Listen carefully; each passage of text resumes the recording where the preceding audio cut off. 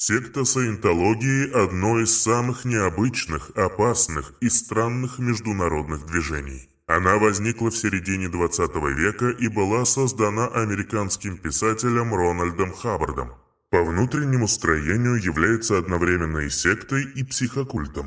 В основе церкви лежит психологическое лжеучение Дианетика. Но убеждения и доктрина вполне религиозные. Мы рассмотрим секту со всех сторон, дабы сложилась максимально полная картина. Давайте исследуем фундамент верования культа, чтобы затем легче разобраться со структурой и иерархией. Итак, саентология – движение, в основу которого положено нехристианство, несмотря на то, что символом культа является крест, и внешне адепты могут напоминать приверженцев веры. Скорее, это смесь из различных верований, учений, философских мыслей и фантастических историй. По их мнению, 70 миллионов лет назад в нашей галактике существовала технологически развитая цивилизация людей. Их внешний вид, архитектура зданий, стиль одежды и причесок напоминает Америку 70-х годов. У ее представителей имелись космические корабли, выглядевшие как выпускавшийся в то время американский самолет Douglas DC-8. Но вместо двигателя в нем находилась космическая техника. У описанной выше расы был злой и несправедливый межгалактический правитель, которого звали Ксену. Он мечтал снизить количество населения в империи, и когда люди попытались восстать против него, он подавил бунт. Бунтовщиков Ксену поместил в космические корабли в замороженном виде и отправил на одинокую необитаемую планету Земля. На тот момент жизнь такой, какой мы ее знаем, не существовала. Замороженных людей разместили рядом с вулканами, после чего на вулканы сбросили водородные бомбы. Все погибли, а бессмертные души людей, которые в саентологии называются тетаны, разбежались по всей Земле. Позднее души тетаны были порабощены и стали подвергаться ментальному насилию.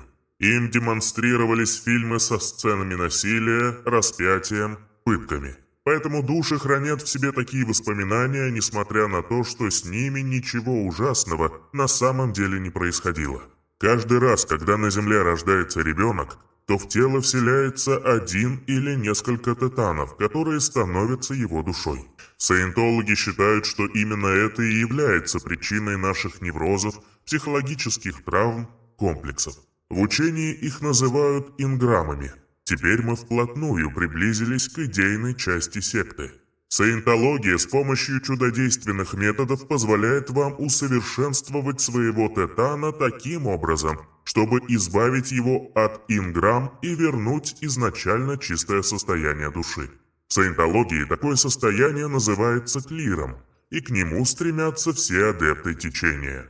Для достижения заветного ощущения в саентологии есть методика под названием дианетика. Это отдельное псевдопсихологическое учение, часто использующееся в рамках тренингов личностного роста в качестве настольной книги.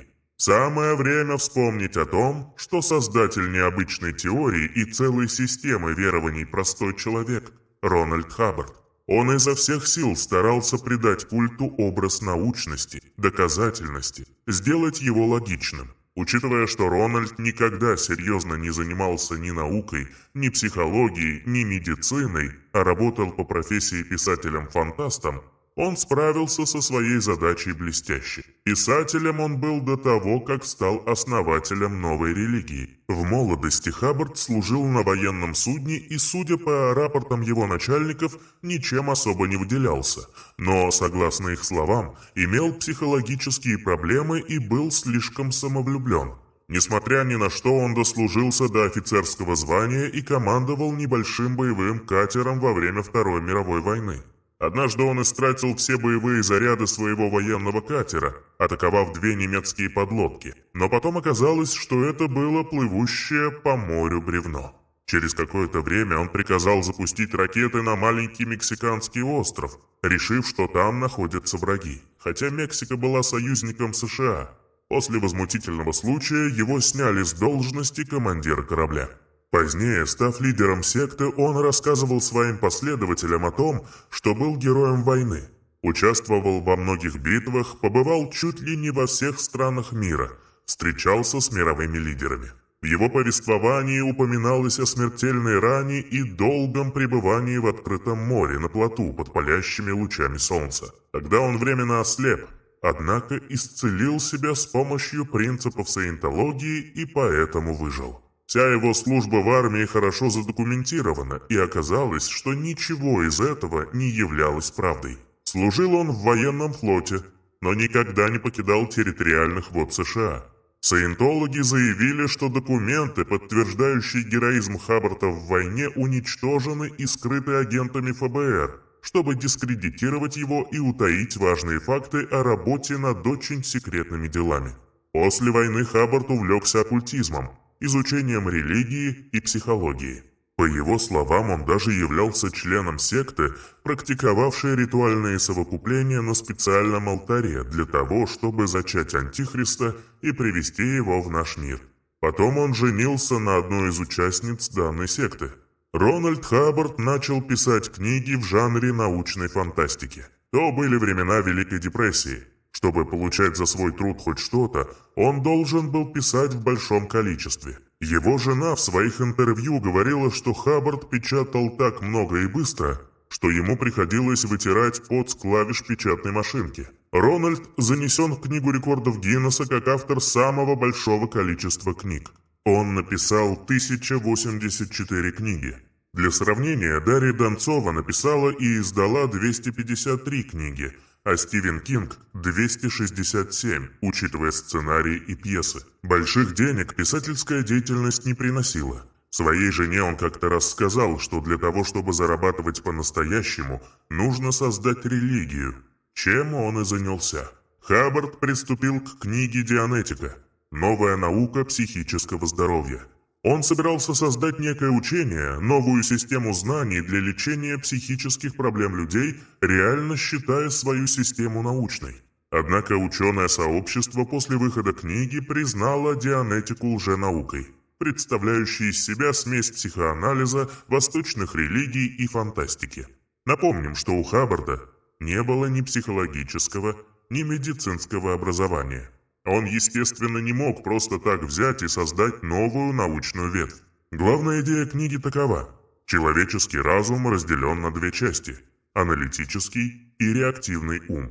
Аналитический ум – идеальный компьютер, который запоминает информацию, делает выводы, принимает решения. А вот реактивный ум помнит все, что случалось с человеком в прошлом. Такие воспоминания причиняют человеку боль, способствуют проявлению психических болезней и мешают жить. Эти воспоминания называются инграммами. И дианетика учит, что, избавившись от инграмм, можно достичь состояния, когда разум будет полностью находиться под вашим контролем, и вы освободитесь от страхов и других психологических проблем. Для того, чтобы не запутаться, уточним. Дианетика не то же самое, что саентология. Дианетика – это псевдонаучный метод психотерапии, придуманный Хаббардом. А саентология – религия, созданная Рональдом и включающая в себя дианетику и много чего еще. Проработка инграмм в дианетике и в саентологии происходит при помощи процедуры адитинг. В процессе участвует адитор, то есть человек, который проводит адитинг, и приклир, тот, кому проводят адитинг. Во время сеанса от приклира требуется мысленно возвращаться в ситуации из прошлого, которые потенциально могли стать причиной его психологической травмы. Согласно дианетике, вернувшись в эти эпизоды, вспоминая как можно больше деталей, приклир уменьшает силу воздействия инграмма на себя, и образ пережитого постепенно перестает беспокоить его. Во время адитинга саентологи используют специальный электронный прибор, который называется Е-метр. Он чем-то похож на детектор лжи, но в упрощенной форме. Детектор лжи измеряет сразу несколько параметров. Там есть датчик пульса, измеритель частоты дыхания и аппарат, измеряющий проводимость тока через кожу. Когда человек врет, он начинает волноваться. Его руки потеют, а проводимость электричества через кожу увеличивается. Е-метр – это и есть устройство, которое измеряет кожно-гальванические реакции, то есть то, насколько вспотели пальцы приклира во время диалога. В зависимости от положения стрелки на Е-метре, аудитор делает соответствующие выводы и заключения. Саентологи верят, что каждая негативная мысль имеет свою массу. Ее они называют зарядом. Когда приклир мысленно возвращается в трудную, неприятную ситуацию и волнуется, стрелка Е-метра начинает дергаться. Ведущий процедуру аудитор понимает, что они нашли инграмм и его надо проработать. Эта основополагающая методика саентологии чрезвычайно важна для адептов, но наука полностью опровергает ее эффективность. Более того, многие исследования показывают, что аудитинг опасен для психического здоровья людей, особенно если у них уже есть проблемы психологического характера. Потому что процесс предусматривает моральное давление на человека, чтобы тот рассказывал о своих сокровенных мыслях. Вся информация, полученная во время процедур, записывается и тщательно хранится в архивах. В США Е-метры признаны ритуальными атрибутами. На них наносится специальная гравировка, в которой говорится, что это не медицинское устройство, а религиозное. До появления саентологии как религии, когда Хаббардом была описана только дианетика, процесс аудитинга проводился индивидуально и самостоятельно. То есть человек один на один с собой мысленно возвращался в неприятные ситуации, борясь с инграммами. Е-метр тогда не фигурировал в процедуре, а был введен Хаббардом позднее. Книга по дианетике оставалась в списке бестселлеров в течение 2 лет. Затем продажи резко пошли на спад, потому что люди не получили ожидаемого эффекта от внедрения псевдонауки в их жизни. На Хаббарда посыпались судебные иски. Он почти утратил авторские права на дианетику. Ученые-психологи и психиатры единогласно признали дианетику лженаукой. А Хаббарду необходимо было что-то делать и спасать свое имя и имидж. Тогда он решил полностью дистанцироваться от психологии и создать религию. Так родилась саентология. В переводе с 2 греческих слов, означающая «наука об учении». Символом стал крест, не имеющий ничего общего с христианским. У креста саентологии 8 концов, обозначающих 8 ключевых принципов учения, о динамике как энергии и стимула. Есть динамика выживания с помощью себя, Бога, социума и так далее. Также саентологи верят, что человек состоит из 3 частей – тела, разума и духа. Дух – та самая бессмертная сущность, о которой мы говорили выше.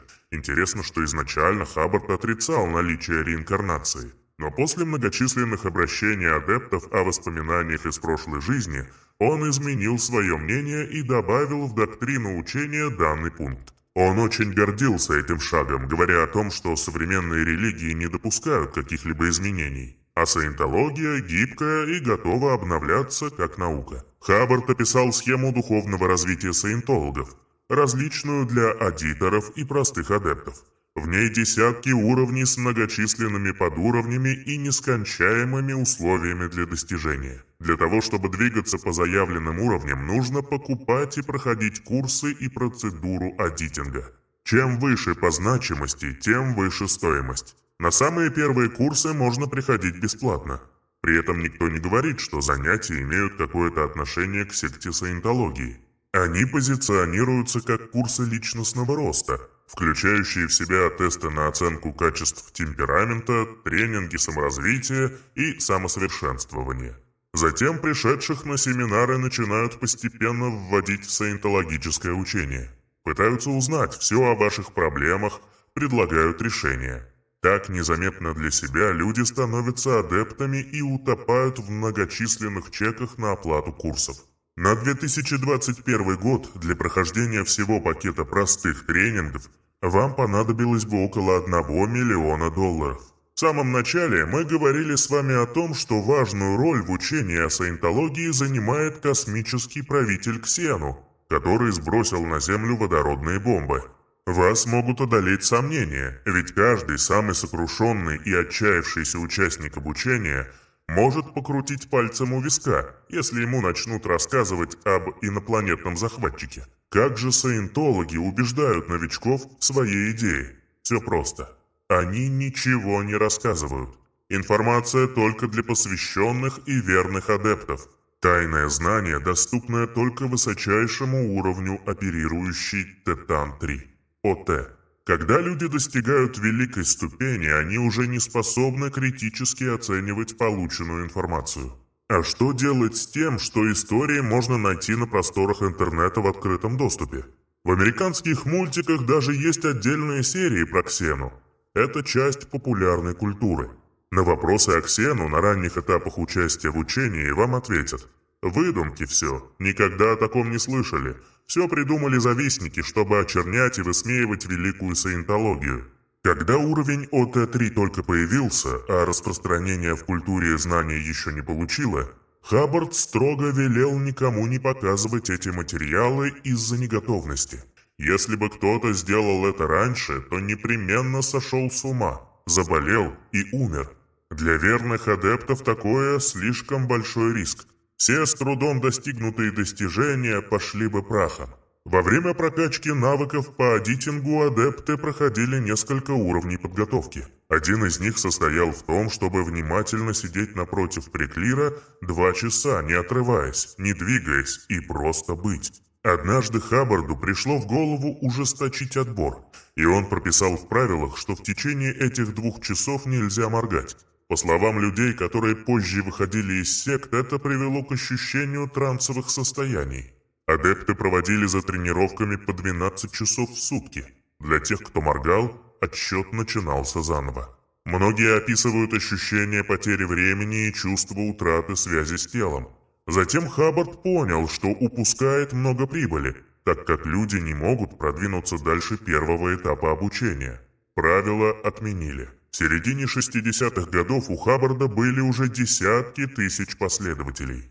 Он зарабатывал на них десятки миллионов долларов, из-за чего у него начались проблемы с налогами, которые превратились в угрозу тюремного заключения.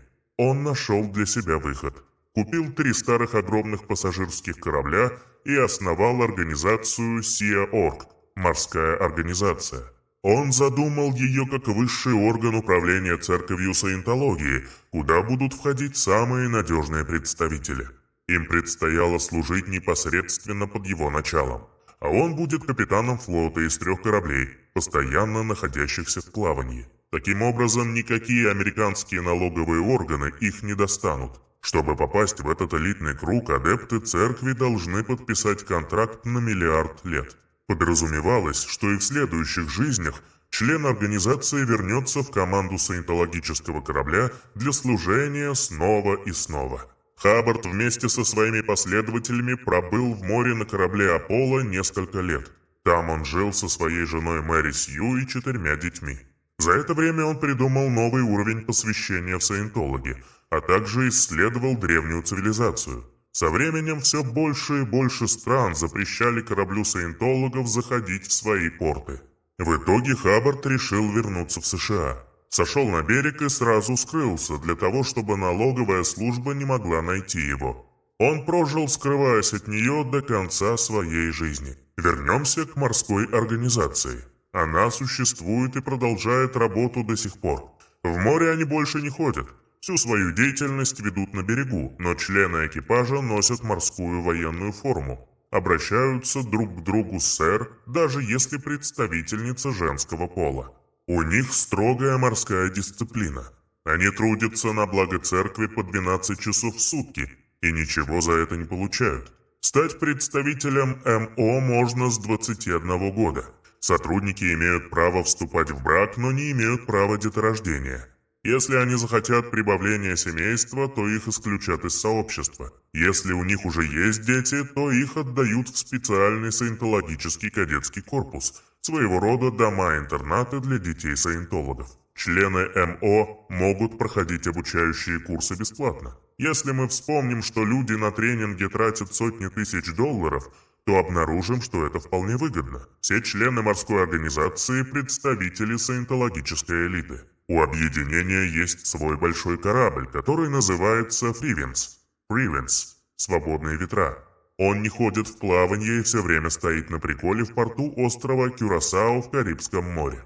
Сейчас посвящение на самые высокие уровни в саентологии можно получить только на борту этого корабля и нигде больше. Церковь саентологии – организация, которая умеет защищаться и всячески пытается оградить себя от любых возможных угроз. В 1970-х годах саентологи провели масштабную операцию и внедрились в государственные органы США и еще 30 стран для того, чтобы собрать компромат на огромное количество служащих, представляющих угрозу безопасности и благополучию церкви.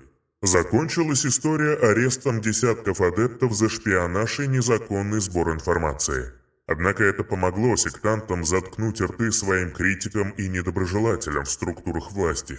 Главное оружие саентологов бережно хранится в архивах вечно. Все, что рассказывают на личных сессиях Адитинга, тоже тщательно конспектируется. Если вдруг какой-то адепт высокого ранга захочет выйти из церкви, то ему напомнят о том, что в организации на него находится много компромата. Он может случайно попасть не в те руки или стать публичным.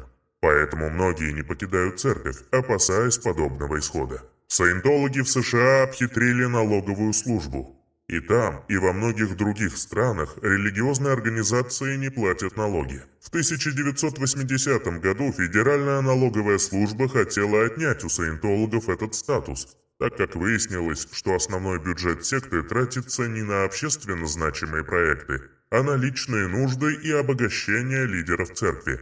Они никак не могли такого допустить, поэтому лидеры начали массово подавать гражданские иски на работников налоговой службы по абсолютно различным поводам.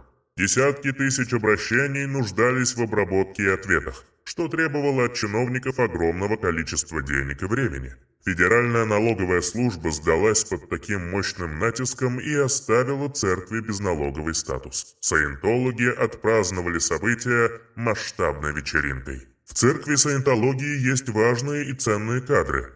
Это знаменитости. У них много денег, друзей, способов влияния.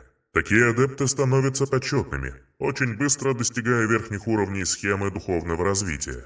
Актеры Джон Траволта и Том Круз состоят в церкви более 20 лет и постоянно рассказывают всем, как сильно она изменила их жизни к лучшему. Несколько бывших саентологов рассказали о том, что Траволта пытался покинуть организацию, но ему не позволили это сделать. После озвученного желания сразу поступила угроза публикации информации, полученной во время адитингов.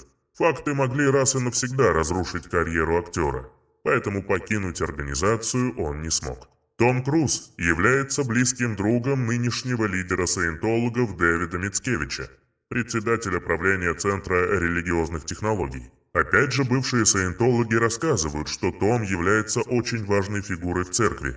Для него выполняется буквально все, чтобы он был доволен, рассказывал о культе только хорошее, что он, собственно, и делает публично. Он отрицает плохое, называет клеветой любые обвинения секты. Как и в секте свидетелей Иеговы, из церкви саентологов нельзя уйти просто так, даже если вы согласны на обнародование компромата. Если целая семья состоит в церкви и кто-то один решает ее покинуть, то всем родственникам необходимо прекратить какую-либо связь с ним. Так обычно и происходит. Разрушаются семьи, люди лишаются поддержки, становятся отвергнутыми и теряют привычный социум. После смерти Рона Хаббарда верховным лидером церкви стал его главный помощник Дэвид Мицкевич. Он возглавляет культ до сих пор и собрал вокруг себя настоящую элиту. Людей, у которых очень много денег и большое влияние на общественность. Секта распространена по всему миру. В некоторых странах она официально признана религиозной организацией, в других же должна платить налоги, а где-то вообще имеет статус запрещенный. Все зависит от того, какие люди из государственных структур уверовали во влияние инграм. При этом количество последователей саентологии неуклонно снижается с каждым годом. Сами саентологи твердо утверждают, что в мире сейчас миллионы адептов. Но независимые исследователи сходятся во мнении, что по численности церковь саентологии была на пике популярности в середине 80-х годов. Тогда адептов насчитывалось около 100 тысяч. На данный момент послушников саентологов около 25 тысяч, что очень мало по сравнению, например, с мормонами или свидетелями Иеговы. Плохая, жесткая, директивная репутация организации делает свое дело. и, возможно, в будущем принципы саентологов сами загубят собственную церковь. Самую большую опасность в церкви саентологов представляют психологическое насилие и влияние на оценку собственной личности. Махинации, мошенничество, угрозы можно открыто осудить, ткнуть в это пальцем. Стыдно, противозаконно, не одобряется никаким обществом, даже верующими адептами. Но в базовые ценности секты входит регулярное покаяние. Грубые и извращенные подобия психоанализа подвергают людей чудовищному риску. Нужно понимать, что церковь саентологии не просто секта, но и психокульт. Адиторы, люди, которые проводят очищающие беседы, не придерживаются никаких этических принципов. Их задача расшатать психику человека, чтобы она стала более внушаемой. Вытащить из памяти как можно более интимные подробности из жизни для того, чтобы в дальнейшем иметь весомый компромат. Вызвать зависимость от встреч. Ведь люди, начавшие проживать травматичный или просто негативный опыт, не получают полноценной поддержки и не закрывают переживания. Поэтому раз за разом возвращаются на адитинг в поисках завершенности процесса, но его не происходит. Принципы распространения в саентологии основаны на продажах, в том числе и агрессивных. Одним из способов выбить из адептов сумму побольше был метод МАКАП. Он состоял в том, что человек должен выписать чек на сумму, превышающую количество денег на счету. Говорилось о том, что тогда у адептов будет стимул найти деньги, и из-за высокого уровня мотивации это обязательно получится. Одна девушка, покинувшая секту, рассказывала, что выписала чек на $1000, хотя на счету было всего $100. На следующий день на улице ей встретился мужчина, предложивший попробовать поработать в киноиндустрии. Она села с ним в машину и поехала в отель, решив, что это реализация той самой мотивации – помощь Вселенной. Девушка подверглась изнасилованию, несмотря на то, что не хотела сексуального контакта. Риск социальной изоляции также очень сильно давит на адептов. Мысль о том, чтобы потерять семью и друзей, становится невыносимой.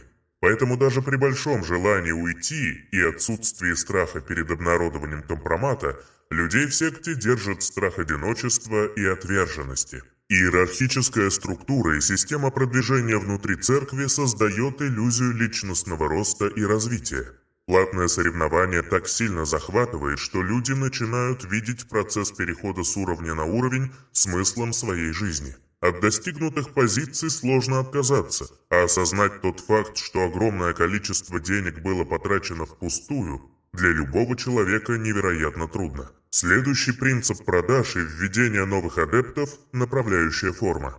Человек становится направляемым телом и постоянно находится рядом с кем-то из штатных сотрудников. Во время заполнения документов, выписывания чеков, наличной оплаты, получения услуги до окончания вербовки на каждом этапе рядом присутствует закоренелый адепт. Таким образом, у новых жертв нет никакой возможности остановиться, подумать и трезво оценить ситуацию.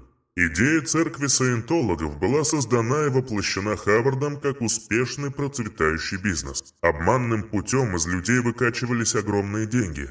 Адепты приносили Хаварду и другой верхушке регулярную прибыль. Лидеру оставалось только поддерживать структуру, усложнять схему, насыщая ее все новыми красками, чтобы люди не могли достигнуть финиша в своем духовном росте и чувствовали безграничность мудрости учения. Но все оказалось намного страшнее и печальнее. Люди подверглись методикам контроля за сознанием. Им рассказывали, что реальность за пределами культа неправильная, безнадежная. Другие люди – низшие существа с отсутствующей духовностью.